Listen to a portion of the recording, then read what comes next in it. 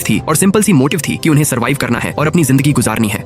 अब रिचर्ड, नसी और इथेन का स्वागत वो लोग अच्छी तरीके से करते हैं और उन्हें उनके लीडर के पास लेकर जाया गया। उस कबीले के लीडर का नाम सेल होता है। सेल जब उन तीनों को देखती है तो पूछने लगी कि तुम्हें इस जगह के बारे में किसने बताया। तब जाकर रिचर्ड उसे डिटेल प्रोवाइड करता है कि मेरे साइड में एक आदमी मौजूद था जिसने कि इस जगह की मुझे मैप बना कर दिया, लेकिन अफसोस की बात है कि वह आदमी ने सुसाइड कर लिया और वह मारा गया। सेल तुरंत ही समझ जाती है और कहने लगी कि उसी अनजान आदमी ने इस जगह के बारे में पहले पता किया था, उसी की वजह से हम यहाँ पर आए और एक बस्ती बना ली। पर कुछ समय के बाद वो आदमी एकदम से मेंटली चैलेंज्ड हो गया, उसे कुछ समझ नहीं रहा था और वो इस जगह को छोड़कर हमेशा हमेशा के लिए चला गया था। सेल को भी दुख है कि वो आदमी मर चुका है। अब सेल यहाँ पर उन तीनों से एक और बात पूछती है कि तुम यहाँ पर आ तो गए, लेकिन इसके बारे में तुमने किसी और को बताया है कि नहीं। अब नसी और इथेन ने तो इसके लिए मना कर दिया, पर रिचर्ड को पता था कि उसने आते आते 2 लोगों को इसके बारे में बताया है, लेकिन फिर भी वह झूठ बोल देता है कि मैंने किसी को नहीं बताया। यह बातें सुनने के बाद सेल ने वो एक्सिस्टिंग मैप भी जला दिया था, क्योंकि वो नहीं चाहती थी कि बाहरी दुनिया का कोई और भी इंसान यहाँ पर आए। अगर सभी लोगों को इसके बारे में पता चल गया तो यह जगह भी पूरी भर जाएगी। आधुनिक लोग तो इसे अपना टूरिस्ट स्पॉट बना लेंगे। रिचर्ड और उसके दोनों साथी इस बात को बड़ी अच्छी तरीके से समझ रहे थे। अब वह तीनों तो बड़े मजे से उस आइलैंड को एक्सप्लोर करने लगे होते हैं। ट्रैवल करते हुए तीनों उस बीच के पास पहुंचे जो बहुत ही ब्यूटीफुल था। वहाँ का पानी लिटरली नीला और एकदम साफ होता है और चारों तरफ पर्वत श्रृंखलाएं फैली हुई थी जो इसकी ब्यूटी में और ज्यादा एनहांसमेंट कर रही होती हैं। रिचर्ड, डरस के साथी तो यह नजारा देखकर एकदम से दंग रह जाते हैं। उन्होंने तो अपनी लाइफ में ऐसी खूबसूरत जगह देखी नहीं थी। इनफैक्ट रिचर्ड के हिसाब से जैसा कि इस जगह को हेवन कहा जाता है, ये वैसा ही है। रिचर्ड, नसी और ईथर ने तो कुछ समय तक यहीं रहने का डिसाइड कर दिया था। वहाँ के सभी लोग उन तीनों को अपना मेहमान मान रहे थे और अपनी जीवन शैली की चीजें सिखाते हैं, जैसे कि वहाँ के साफ पानी में मिलकर फिशिंग करना और कई सारी गेम्स खेलना। सभी उस जगह पर एकदम फ्री थे और कैसे भी अपनी जिंदगी गुजार सकते थे। किसी को भी काम का प्रेशर नहीं और ना ही फैमिली संभालने का। ऐसी आराम की जिंदगी तो रिचर्ड बहुत पहले से ही चाहता था और ये सारी चीजें वही महसूस कर सकता है जिसका पूरा टाइम ऑफिस के वर्क में ही जाता था, यानी 9 to 5 जॉब करना और फिर घर पर आ जाना और दुनिया भर की सारी मजे की चीजें छोड़कर वही चीजें फॉलो करते रहना। लेकिन इस शांत और बहुत ही ब्यूटीफुल जगह पर आकर लग रहा था कि जिंदगी में बहुत कुछ करना बाकी है। उस ब्लैक आदमी ने अब रिचर्ड और उसके दोस्तों को बताया कि जब भी हमें कुछ जरूरत पड़ती है तो हम पास ही वाले शहर में चले जाते हैं। उनके आइलैंड पर पाए जाने वाले वो सारे नशीले पदार्थ जाकर वह शहर में बेचते थे और अपनी जरूरत के सामान यहाँ लेकर आ जाते थे। इससे उन्हें कभी भी रिसोर्सेज की ज्यादा कमी नहीं महसूस हुई और मोस्ट ऑफ दी फल, फ्रूट और वेजिटेबल वो यहीं पर उगाते थे। सेल ने तो ये बात मेंशन की कि सबसे पहले इस जगह पर यहाँ के किसान रहा करते थे, लेकिन जब हम सभी को इस चीज के बारे में पता चला